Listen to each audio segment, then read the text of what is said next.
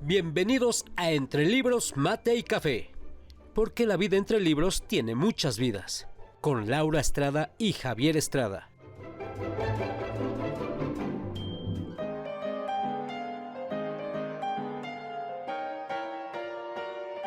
Entre Libros, Mate y Café advierte que las opiniones vertidas en este podcast son de ávidos lectores a quienes les encanta compartir lo que leen.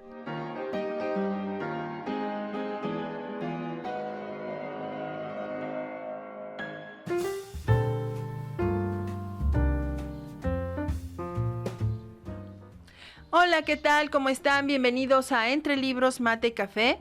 Gracias por acompañarnos. Hoy tenemos un episodio más que de nuevo va a estar sumamente interesante. Tenemos un tema algo oscuro por ahí, algo relacionado con las letras y los crímenes.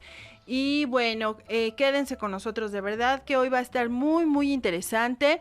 Vamos a hablar de estos libros que nos narran historias donde ocurren algunos crímenes y todo lo que pasa y cómo se va desenvolviendo estas historias. Y nuevamente estamos hoy Javier Estrada y una servidora Laura Estrada para comentar acerca de libros que nos han encantado, que nos han impactado. Antes de entrar al tema, recuerden, por favor, visítenos en Entre Libros, Mate y Café en Facebook, déjenos sus comentarios, pónganos ahí sus sugerencias y bueno, para aquellos que nos pongan alguna sugerencia, nos hagan algún comentario, les vamos a hacer llegar un libro en PDF. Ahora sí, Javier, ¿cómo estás? Hola, muy bien, con mucho ánimo de que estos son temas, híjole, riquísimos. Ya, digo, a pesar de que se traten de crímenes, de asesinatos, de cosas no de gran valor, pero finalmente la literatura está llena de todas estas cosas, ¿no? Es la creatividad, es una forma en que inclusive se vive en sus lugares de origen. Este tipo de situaciones ocurren en todos lados y ha ocurrido en toda la humanidad, pero yo creo que va a ser un tema muy interesante. Así es. Bueno, pues miren, para ir empezando a hablar un poquito, yo hoy quiero hablarles de un libro que a mí me marcó, que leí cuando era muy joven y, o sea, hace poco, y que me impactó muchísimo. Yo voy a hablarles de Crimen y Castigo, de Fyodor Mikhailovich Dostoyevsky, este escritor ruso, un clásico. Oye, Sí, Javier, bueno. ¿Por qué siempre tomas los que yo quiero? Bueno, en fin, tú eres la jefa, ¿qué le voy a hacer? Pero avísame. No, bueno, no, tú no te preocupes, que yo sé que tienes por ahí bajo la manga 1, 2, 10, 15 títulos más de libros y de autores sumamente interesantes. Así es que a mí, que es de mis favoritos, pues bueno, decidí que era para mí, bueno, y que lo quería comportar. Dostoyevsky, Laura, o sea, por favor. Pero sí, bueno, tú síguele pues. Va, dale chance a tu hermanita, consiéntela un poco. Bueno, tienes razón. Ahí está. Bueno, entonces miren, les comento un poquito primero acerca de este hombre de Dostoyevsky. Fue el segundo de 7 hijos, vivió en la época de la Rusia zarista. Fue marcado por la muerte de su madre, que murió de tuberculosis en 1837. De hecho, él nace en 1821 y muere en 1881. Se le conoce como el artista del sufrimiento. Tenía una personalidad bastante compleja. De hecho, él padecía de epilepsia. Se dice que casi no dormía, que tenía ese problema. Y bueno, la figura de su padre fue muy importante porque su padre era un hombre, un terrateniente que era muy conocido por su crueldad, porque maltrataba mucho a sus empleados. Y en algún momento lo manda a San Petersburgo a estudiar una ingeniería, que a él no le gustaba, pero pues tenía que hacer lo que su padre le decía. Y bueno, pues a 2 años después de la muerte de su mamá, su padre fue asesinado justamente se dice que fue asesinado por sus empleados. Y esto, bueno, pues definitivamente marcó la vida de Dostoyevsky al grado de que lo llevó mucho a darle vueltas y vueltas y vueltas a esta cuestión de los asesinatos. En fin, es algo que marcó su literatura y desde luego que también fue una persona que esta situación lo marca porque entonces también empieza a echar una mirada hacia lo que es la situación social, las diferencias sociales y sobre todo en aquel momento, ¿no? De él se llegó a decir que fue el escritor que intenta salvar el corazón de Rusia a través de no solo de lo que escribe, sino también de sus luchas. Él se unió al movimiento socialista porque creía en la igualdad, porque él estaba convencido que había que hacer algo por su nación. Esto le acarreó grandes problemas, lo llevó a la cárcel. Ahí en la cárcel, la verdad que hubo un suceso que lo impactó muchísimo y que se me hace de suma crueldad psicológica. En algún momento a él junto con otros presos los llevan ya pues a fusilar, les dicen que ya los van a fusilar y mientras él está observando cómo se prepara todo para que los fusilen, él entra en gran angustia y entonces cuando ya se supone que los van a fusilar, de repente entra por ahí un mensajero, detiene el fusilamiento y les dicen que esto es una broma. Que esto es una broma y que era una manera en que se les aleccionaba para que, pues para de alguna manera tuvieran un miedo, tuvieran una conciencia de lo que les podía pasar y entonces dejaran de incitar a la gente y de participar en estas cuestiones revolucionarias. Y desde luego que esta experiencia pues se vuelve un punto de inflexión en su vida. Después de esta experiencia lo mandan a Siberia. Y justamente estando allá es donde él tiene como un despertar espiritual, algo extraño. Él se empieza a volcar en la búsqueda de Dios, de la figura de Jesucristo se vuelve sumamente importante para él. Y entonces empieza a ver el sufrimiento como un camino hacia la trascendencia. Entonces él, a partir de ahí es que empieza también a integrar a su vida, a su pensamiento, esta parte, digamos, espiritual, estas luchas espirituales, estas luchas de la conciencia. Y bueno, en 1854 lo liberan de la prisión, pero tiene que servir al ejército ruso, ¿no? Él tenía una afición por las mujeres, así que en ese tiempo les decían medio demoníacas, es decir, que eran muy atractivas, inteligentes, pero sumamente dominantes. Una de ellas, Polina Suslova, se vuelve sumamente importante en su vida y después de mientras estaba en la relación con esta mujer, él se vuelve adicto al juego, se volvió un jugador adicto y eso también le trajo muchos problemas económicos y bueno, posteriormente se casa con Ana Grigorievna, una mujer pues algo enfermiza, en fin, y es también va a tener un matrimonio sumamente pues difícil y desde la primera noche de casados él tiene ataques epilépticos.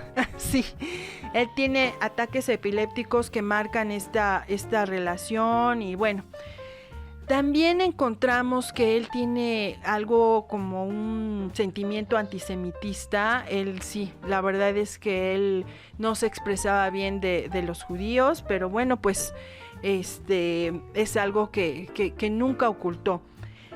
Y bueno, pues esto es parte de la vida de él. Después hablaré un poquito más y ya entrando de lleno a lo que sería el libro Crimen y Castigo. Antes de eso, Javier, me gustaría que nos platicaras un poco de quién nos vas a hablar, de qué autores.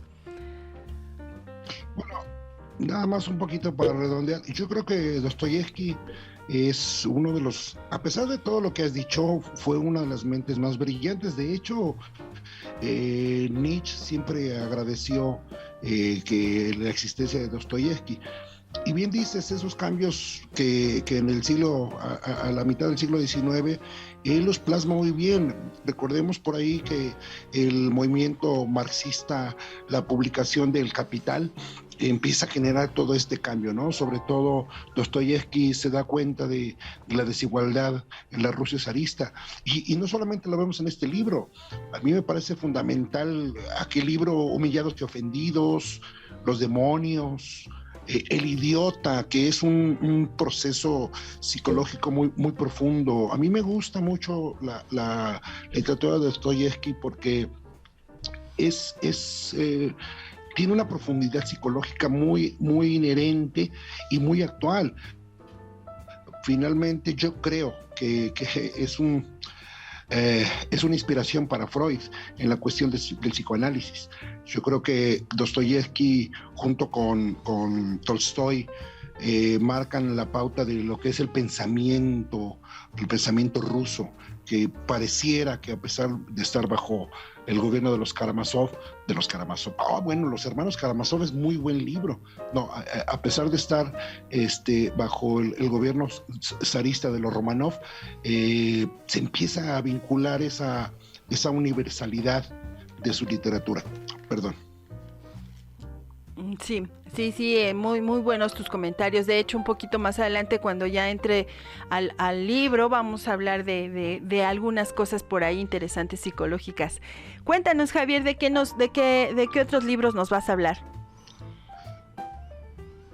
No, bueno, para seguir con este tema, a mí me parece que una de las historias más recientes de este tipo de mentes, medio torcidonas pero además brillantes, inteligentes, es este libro de El perfume, de Patrick Suskind, claro, un escritor alemán. Es una novela relativamente reciente, ¿no? Pero tiene una profundidad y un desarrollo, una narrativa que te atrapa, en verdad. Está no está tan lejos de la película, que finalmente está relativamente bien lograda, pero el libro te atrapa, esta historia de este multiasesino. Y yo creo que como es muy reciente, mucha gente la conocerá, pero hay un trasfondo psicológico ahí que nos remonta mucho al por qué a veces estas mentes llegan a ser como son. Claro, muy interesante, de verdad, sí, creo que es una obra y que sí, efectivamente a mucha gente le gusta, a mí también, la verdad es que sí, y creo que es muy interesante. Cuéntanos un poquito más acerca de esta historia. Bueno, esta novela se inicia ayer. Recordemos que está ubicada en la Francia del siglo XVIII, esa Francia todavía gobernada y con la sombra del Rey Sol, Luis XIV, donde el glamour, la ostentosidad no concuerda con la pobreza del pueblo. De hecho, el protagonista, este muchacho Jean-Baptiste Cohenil, nace bajo las condiciones más complicadas, más difíciles que se puede hacer. Su mamá lo tiene en un lugar ahí cerca hay un puente, el puente Ribéry en Francia, donde no sé si todavía exista, donde se vendía pescado, y él nace en ese lugar de olores, que son la caída de los drenajes, donde se curte la piel, etcétera, etcétera. Pero tiene una gran característica: el don que le da la vida es esa capacidad de poder percibir todos los olores, que pudiese ser un privilegio, pero finalmente se convierte, pues nada menos que en la meta de su muerte.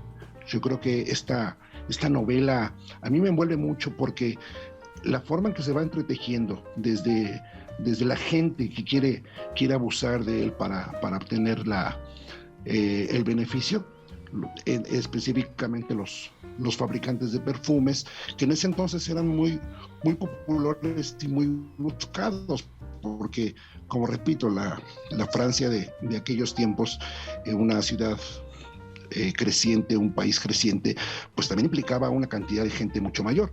Entonces había muchos olores, y los perfumes venían a ser una clave para, sobre todo para les socialites, para impregnar de agradables aromas a la gente, a los castillos, a toda esta gente, ¿no? Entonces el boom de los fabricantes de perfumes pues estaba ahí a la orden, ¿no? Era gente que se hizo tremendamente rica. De ahí vienen los famosísimos perfumistas actuales, ¿no? Rocha, no lo sé, tantos perfumes que hoy existen, vienen de ahí, precisamente pertenecen a la raíz de esa época, ¿no? Los perfumes son una mezcla de aromas, de taninos, de cosas que atraen, inclusive generadores de emociones, de alegrías y por supuesto de atractivo, ¿no? Que en este caso, como habíamos comentado, en Francia es el ser visto bien, siempre era muy importante, ¿no? La Francia de esa época estaba muy hecha a la presunción, a la vanidad, y entonces de aquí se desprende todo esto, ¿no? Wow, sí, es muy interesante. Bueno, a mí me gustaría ahora empezar a hablar un poquito seguramente tienes algo más por ahí que comentarnos, pero me gustaría hablar un poquito acerca ya de lo que sería la obra Crimen y Castigo. Bueno, Crimen y Castigo es, como ya lo decía, es una de las obras justamente que impactó muchísimo cuando salió, prácticamente se convierte en un éxito. Y bueno, esta es una novela en la que Dostoyevsky, el principal protagonista, que es este personaje, Rodion Raskolnikov, es un estudiante presionado por las situaciones económicas, en fin, y que pues tiene la idea y piensa que una de las mejores maneras de salir de esto, bueno, es pues un asesinato. A través del asesinato empieza a observar a una prestamista, que es una señora, una usurera, y que es, a juicio de él, un personaje sumamente despreciable, y que sin embargo pues estaba acumulando mucha riqueza. Es una persona a la que él recurría para hacerse de recursos, y bueno, estas ideas que se venían ya anidando en su cabeza se ven de alguna manera precipitadas a su realización cuando él se entera de que su hermana Dunia tiene que casarse con un personaje que prácticamente la está comprando, y que bueno, de alguna manera este matrimonio va a resolver la situación económica de la familia. Prácticamente desde el principio estamos viendo en este libro el asesinato. Este libro no trata de la resolución de un asesinato, o sea, no es que se va a llevar a cabo el crimen y que después vamos a ver quién fue el asesino, no. En realidad lo que vamos a ver ahí es todo un drama psicológico, todas estas luchas que está teniendo este personaje acerca de esto que acaba de hacer, del crimen que comete, y creo que es ahí la parte interesante. A mí la verdad es que es un libro que me parece pues sumamente atormentado. Bueno, les recuerdo que este libro fue publicado en 1866. Y bueno, algo que se ve muy claramente durante todo el desarrollo de la obra es la situación de la culpa. Y bueno, pensando en esta cuestión de la culpa, yo me puse un poquito a darle vueltas y vueltas al tema y me puse por ahí a buscar algo acerca de la culpa. Creo que la culpa es algo que es muy cotidiano, que nos acompaña igual desde, no tenemos que ser ni asesinos ni criminales para tener esta sensación y vivir esta cuestión de la culpa. La culpa yo creo que es un factor importante que además tiene mucho que ver con esta cuestión de los trastornos obsesivo-compulsivo, y creo que también es una cuestión de pudiéramos pensar por un momento de moral, pero creo que va más allá. Creo que la culpa puede ser una cuestión sumamente limitante, ¿no? De hecho, Freud nos describió que acerca de la culpa, que es resultado de una pelea entre el ego y el superego. Recordemos que Freud rechazaba el rol de Dios como castigador o cosas por el estilo, como premiador en tiempos de bonanza, ¿no? Él dice además que la culpa es una de las fuerzas más limitantes para el ser humano, que también Lacan va a hablarnos un poquito de la culpa, nos habla de una manera diciendo que es como un acompañante inevitable del sujeto, ¿no? Que se da cuenta de que la normalidad, en la normalidad es de un orden simbólico. Bueno, pues la culpa va a estar ahí presente y también va a ser una limitante.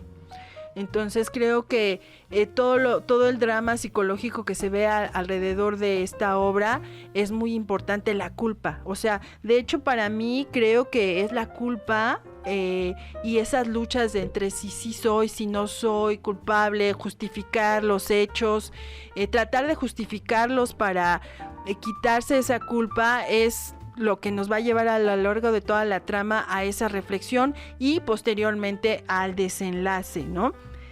¿Tú qué piensas, Javier?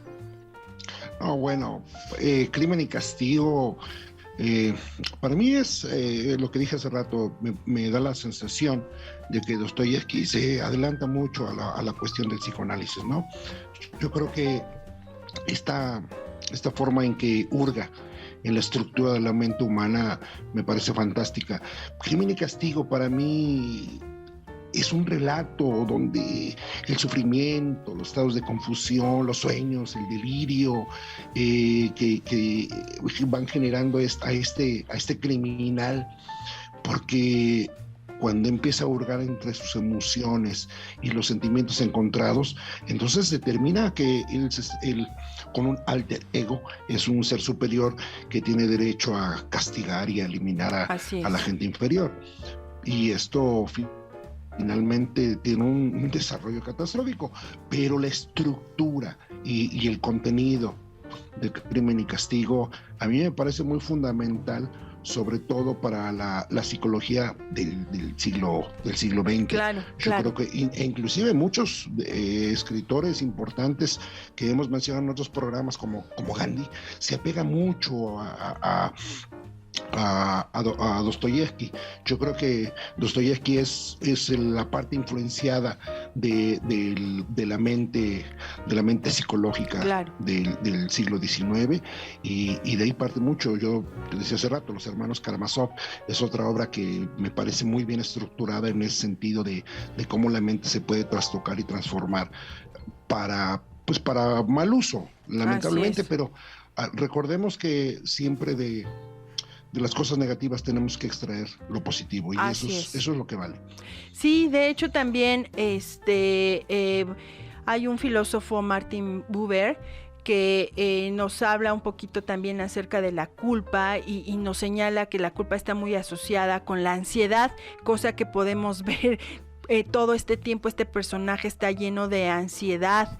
está lleno de angustia y empieza a generar esos mecanismos de defensa al justificar a través, como decías, del alter ego, ¿no? Y creo que esto es sumamente importante, lo vemos muy reflejado ahí. También por otra parte, cuando empieza a recibir algunas críticas acerca de este libro, que a algunas personas se les hace sumamente extremo, él como defensa en algún momento dice, ¿no? Que él tiene documentado, que no está inventando nada, y sí, él guardó muchos recortes que él tenía, que él le podía leer acerca de tanta violencia que había en las ciudades. Y también esto es otra cosa muy importante en esta obra, que en él podemos empezar a ver cómo retrata la violencia que se empieza a dar en las ciudades. Recordemos que es cuando se empieza ya a mover los ambientes de campo, las ciudades empiezan a crecer, la industrialización empieza a aparecer por ahí, y entonces esta descomposición social que se empieza a ver en las urbes, en las ciudades, es una de las cosas que retrata bastante bien Dostoyevsky en esta obra. Y también, bueno, mencionabas algunas de las obras importantes de él. Sí, efectivamente, creo que, bueno, escribió varios libros. Perdón, pero me adelanté, pero es que me emocioné. Sorry. No te preocupes. De hecho, entre las obras más importantes que figuran de él es Pobres Gentes, que fue la primera obra que él escribió y con la que se dio a conocer.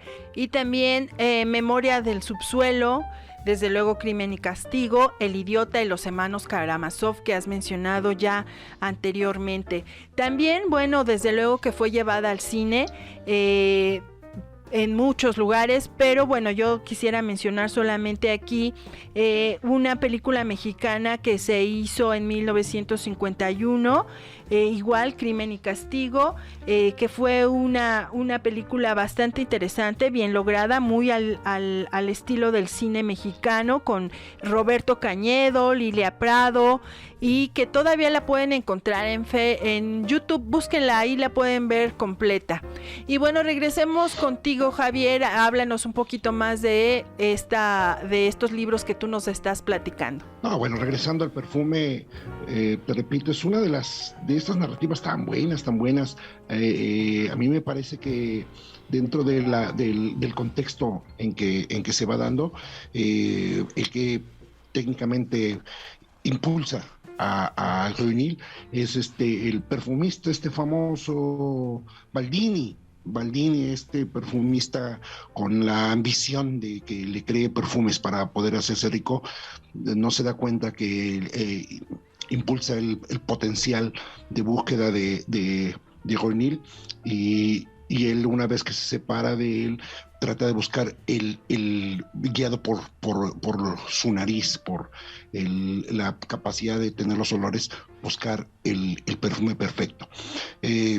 Para esto, él era una persona pues de muy poco valor social, digamos, en aquel entonces.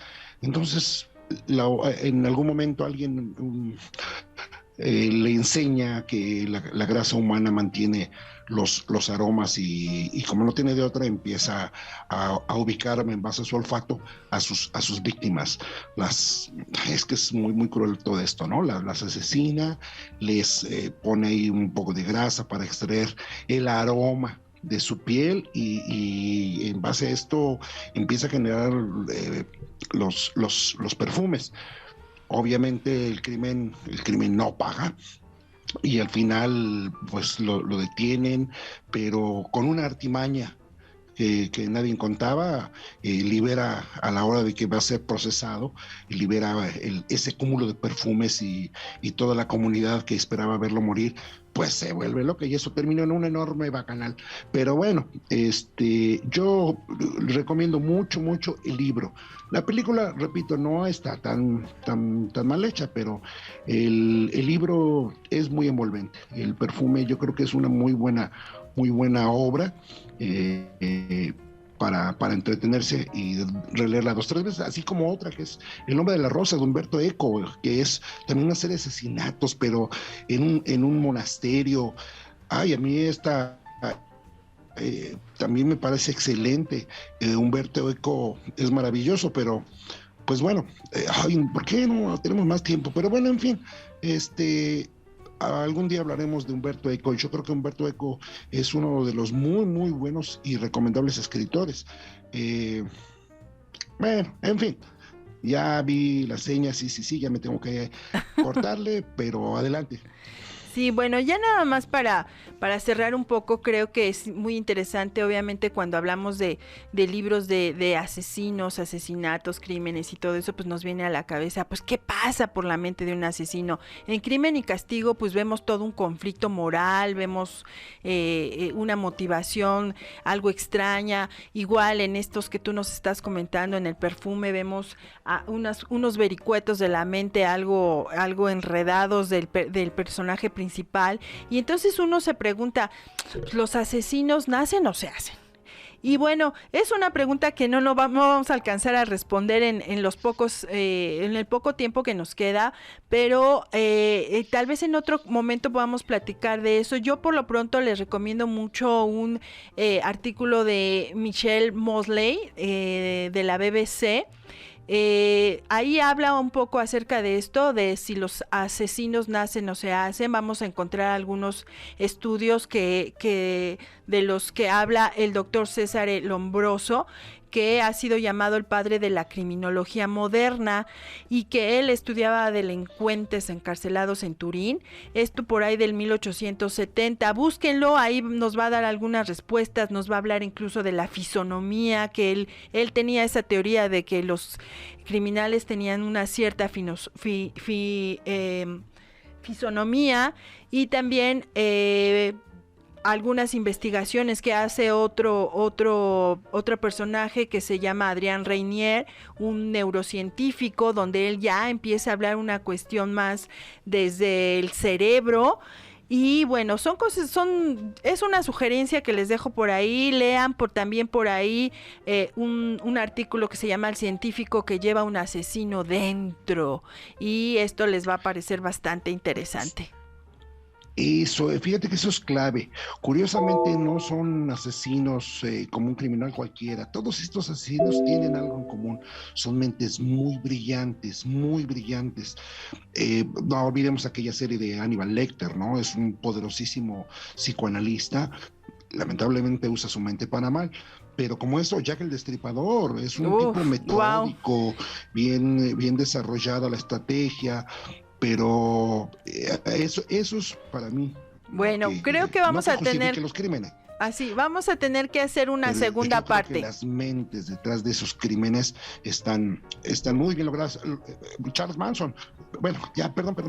Sí, vamos a tener que hacer una segunda parte de esto, o hasta una tercera, porque esto da para mucho, y creo que además es sumamente interesante hay muchos lectores para este tipo de literatura, y podemos hablar de obras ya más cercanas a estos tiempos.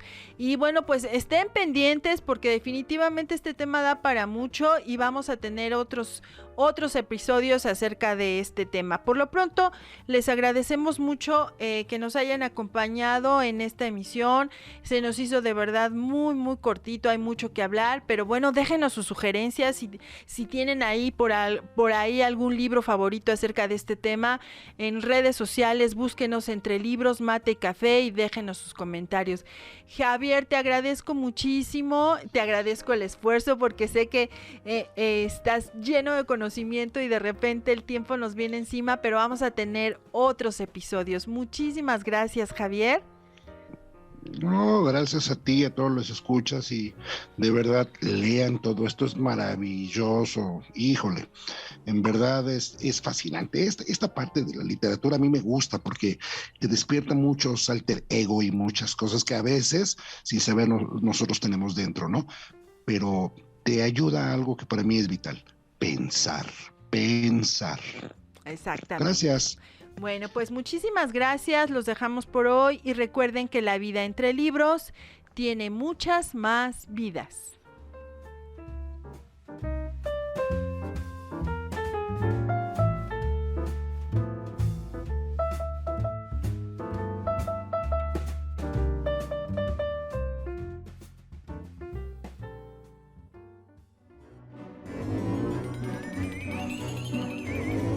Esto fue Entre Libros, Mate y Café, con Laura Estrada y Javier Estrada. Gracias por estar con nosotros. Hasta la próxima.